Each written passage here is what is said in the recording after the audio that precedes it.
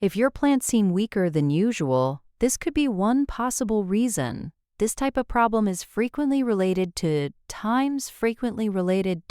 nitrogen deficiency. Some noticeable symptoms include: the first symptoms usually appear on older leaves before gradually spreading to younger leaves. In mild cases, mature leaves become pale green. If the deficiency is not corrected, the yellowing gradually spreads across the leaves, while the veins and petioles may become pale reddish in color. Examining the petioles can help growers identify nitrogen deficiency. As the deficiency becomes more severe, affected leaves may turn yellowish-white, including the veins, and may curl or become deformed.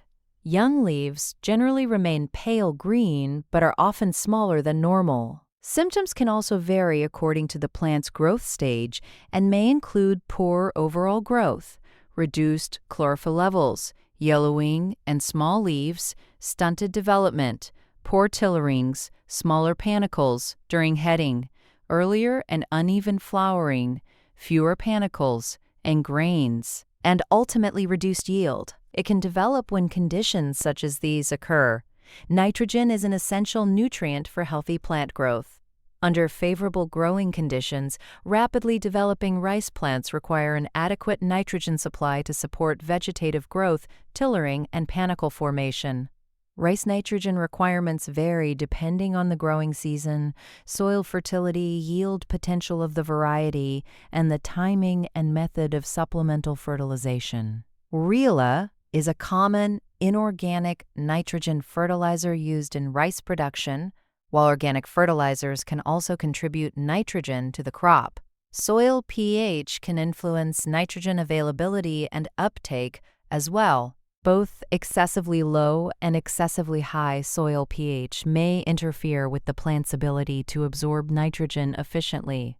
Many gardeners start with natural solutions like increasing organic matter in the soil can improve soil structure and enhance its ability to retain water and nutrients. Organic materials such as well-rotted manure, compost, peat, or nitrolime can be incorporated into the soil to help improve nutrient availability and overall soil condition. If the issue worsens, stronger treatments may include other suggestions to avoid similar problems later. Test the soil pH and apply lime when necessary to bring it within the appropriate range. Avoid excessive or unbalanced fertilization, as this can cause certain micronutrients to become unavailable to the plant. Rice plants absorb nitrogen most actively during the tillaring and panicle initiation stages. By the end of panicle differentiation, the crop may have absorbed nearly 80% of its total nitrogen requirement for the entire growth cycle. Therefore, nitrogen should be supplied at the appropriate growth stage and in suitable amounts to meet the plant's changing nutritional needs.